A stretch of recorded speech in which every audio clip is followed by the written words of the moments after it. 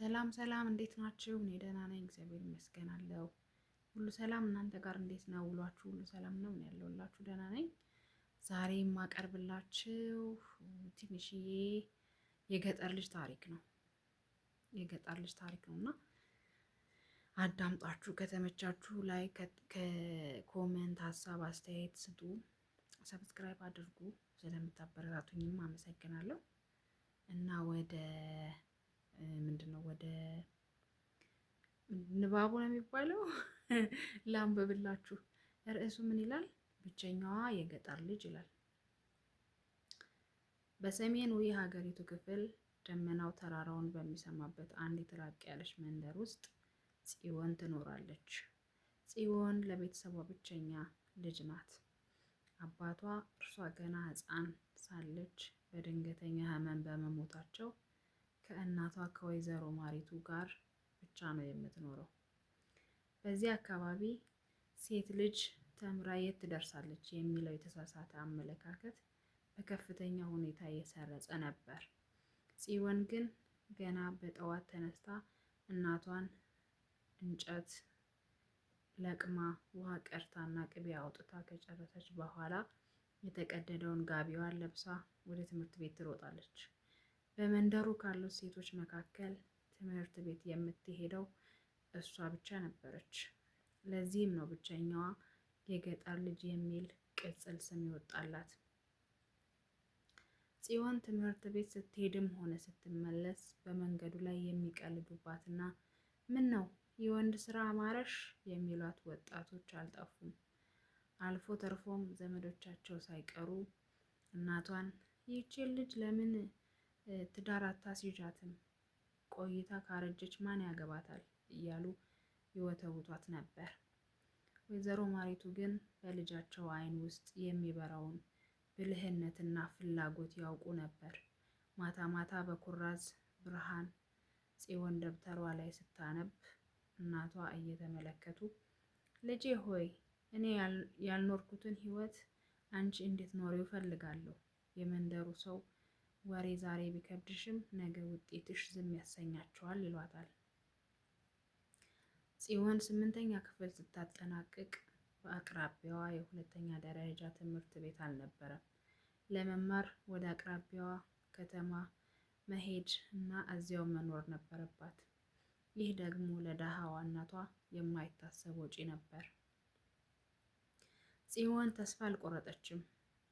በጋውን ሙሉ በሰው እርሻ ውስጥ አረም በማረም በቆሎ በመልቀም እና እንጀራ ጋግራ በመሸጥ ለትምህርት ቤት መመዝገቢያና ለአንድ ክፍል ኪራይ የሚሆን ገንዘብ አጠራቀመች።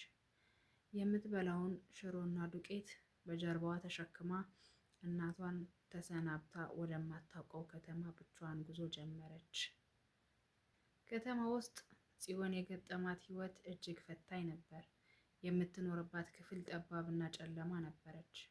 ከትምህርት በኋላ የምትበላውን ለማግኘት በሰው ቤት ልብስ በማጠብና ቤት በማጽዳት ትሰራ ነበር። ብዙ ጊዜ ምሳዋ ቆሎና ውሃ ብቻ ነበር። በትምህርት ቤት ውስጥም ቢሆን የከተማ ልጆች በገጠር ዘዬዋና ባረጀው ልብሷ ይስቁባት ነበር። ጽዮን ግን ያ ሁሉ አልታያትም። ዓይኗ ያለው ጥቁር ሰሌዳው ላይ ብቻ ነበር። በሂሳብና በሳይንስ ትምህርቶች ማንም ሊደርስባት አልቻለም። ዓመታት ነጎዱ። ጽዮን የ12ኛ ክፍል ብሔራዊ ፈተናን ወሰደች። ውጤቱ ሲመጣ መላው ትምህርት ቤት ተገረመ። ጽዮን በከተማው ካሉ ትምህርት ቤቶች ሁሉ ከፍተኛውን ውጤት አመጣች። ይህ ዜና በሬዲዮ ጭምር ተነገረ። በእረፍት ጊዜዋ ወደ መንደሯ ስትመለስ የናቋት ሰዎች ሁሉ በክብር ተቀበሏት። የጽዮን ስኬት በመንደሩ የነበረውን አስተሳሰብ ቀየረው። ሴት ልጅ ብትማር ኖሮ የሚሉ ወላጆች ልጆቻቸውን ወደ ትምህርት ቤት መላክ ጀመሩ።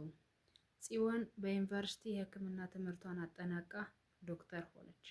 የመጀመሪያ ስራዋን የጀመረችው ግን በከተማ ትልቅ ሆስፒታሎች ሳይሆን ወደ ተወለደችበትና አንድም የጤና ጣቢያ ወደሌለበት ገጠራማ አካባቢ በመሄድ ነበር።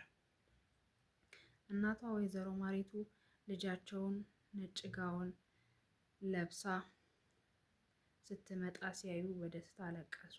ጽዮን በዛው መንደር ውስጥ የመጀመሪያውን የጤና ጣቢያ አቋቋመች። ለሴቶች ልጆች የትምህርት ድጋፍ የሚሰጥ ማህበር መሰረተች። እናቶች በወሊድ ምክንያት የሚደርስባቸውን ስቃይ ቀነሰች።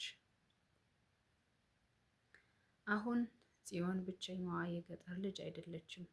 በመቶዎች የሚቆጠሩ የገጠር ልጃገረዶች የእርሷን ፈለግ ተከትለው ትምህርት ቤት ይሄዳሉ። ጽዮን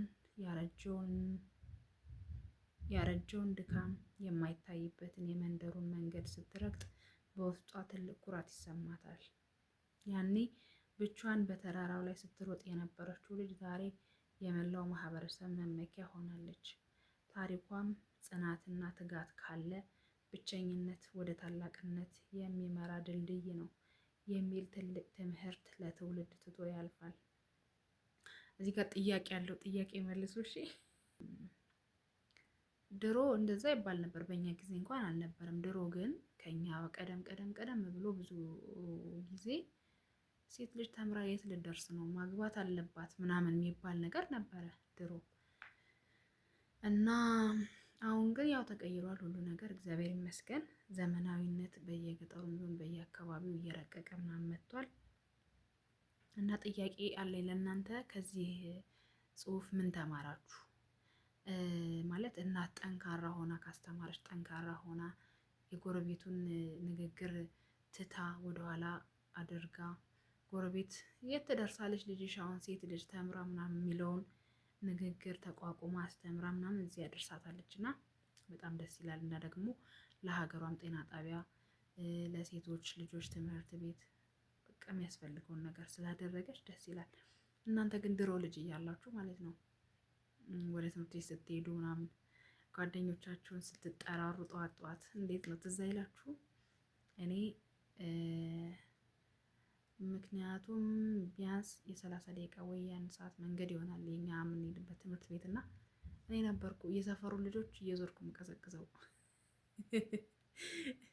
በዛው ቀጥዬ ጎበዝ ሆኜ ተምሬ የሆነ ነገር ላይ ደርሼ ቢሆን አሪፍ ነበረ። ግን ዞሮ ዞሮ ያው መጥቼ የማዳም ቤት ላይ ዘጭ ብያለሁ ማለት ነው። ይሁን ተመስገን ነው። ዋናው ጤና እግዚአብሔር ያውቃል የወደፊቱ። ከዚህ በኋላ መቼስ ተመልሰን ወደ ትምህርት ቤት አንሄድም። ግን በቃ ማለት ልጅ እያለን ምናምን ትምህርታችን ላይ ትኩረት አድርገን ተምረን ጎበዞች ሆነን ማለት አለ አይደለ ሰው የደረሰበት ደረጃ ላይ ደርሰን ቢሆን አሪፍ ነበር። አሁን ላይ ግን ያው የተማረውም ዶክተሩም ሁሉም ወደዚህ ወደ አረብ ሀገር እየመጣ ነው። ቢሆንም ደግሞ ደስ ይል ነበረ የሆነ ደረጃ ላይ ስትደርሱ ማለት ነው። እና የሰፈር ልጆችን እኔ ነበርኩ ጠዋት ተነስቼ በየቤቱ እየሄድኩ ኧረ ከሊት እያልኩ እየጠራሁኝ ማለት ነው። ከዛ በኋላ መቀዘቅሳቸውና አቤት ምናምን ሲሉ ትምህርት ቤት አትሄዱም ዛሬ እላለሁ። ማሄድ ካለ አንሄድም ይላል፣ መሄድ ካለ እንሄዳለን ጠብቂኝ ምናምን ይላሉ ማለት ነው። ከዛ ተጠራርተን ምናምን በየሰፈሩ ተሰብስበን አንድ ላይ ደብተራችን ውስጥ ደግሞ እንትን አይጠፋም። ምንድን ነው ምግብ አይጠፋም። ምግብ ሲባል እንጀራ ምናምን ሳይሆን ቆሎ፣ ለምሳሌ ቆሎ አይጠፋም። እንትን ታውቃላችሁ ምንድን ነው የሚባለው? ይሄ አሹቅ ከባቄላ ምናምን የሚሰራው አሹቅ ዳቦ ምናምን። ከዛ ጠዋት መንገዳችንን እየሄድን እንደዚህ ከደብተራችን ቦርሳ ሳይሆን ምንድን ይሄ የማዳበሪያው ምንድን ነው የሚባለው? ቦርሳ በሉት በቃ በሱ ቆሏችን ምናምን ይዘን እንሄድና ከዛ መንገድ ላይ ከዛ ከቦርሳችን ውስጥ ዘገን እያደረግን እንካላይ እንኪ ምናምን እያልን ለአንዱ እንሰጣለን። እሱም ከያዘ እሷም ከያዘች እንኪ እያለች ምናምን ትሰጠኛለች። እየበላን ከዛ እንሄዳለን እስከ ትምህርት ቤት ድረስ። ከዛ ሄደን እንደርሳለን እዛ ትምህርት ቤት። ከደረስን በኋላ ይደወላል፣ ወደ ክላስ እንገባለን ምናምን። ከዛ እረፍት ስንወጣ ደግሞ ያለው ዝላይ በስመ አብ! ሁሉም በየፊናው ከየጓደኛው ጋር ግማሹ ሰኞ ማክሰኞ ይጫወታል፣ ግማሹ ገመድ ይጫወታል፣ ግማሹ አባሮሽ ይጫወታል፣ ግማሹ ኳስ ይጫወታል እና ግማሹ ይሮጣል ምናምን። በቃ ደስ ይላል። ያቺ ስንት ደቂቃ ናት? 40 ደቂቃ አትሆንማ እረፍት።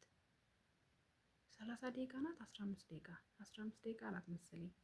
ያችን 15 ደቂቃ ዘለን ከዛ ደግሞ ወደ ክፍል እንገባለን እና ደስ ይል ነበረ ማለት ሁሌም እንደ ልጅነት በቃ እድሜ ልክ ምንም ሀሳብ የሌለበት እንደ ልጅነት ቢኖር ደስ ይል ነበር በጣም እና ይሄን ላካፍላችሁ ብዬ ነው። አመሰግናለሁ ስለምታዳምጡኝ፣ ስላዳምጣችሁኝ አመሰግናለሁ። አስተያየታችሁን ጠብቃለሁ። መልካም ጊዜ ይሆንላችሁ ሁላችሁ።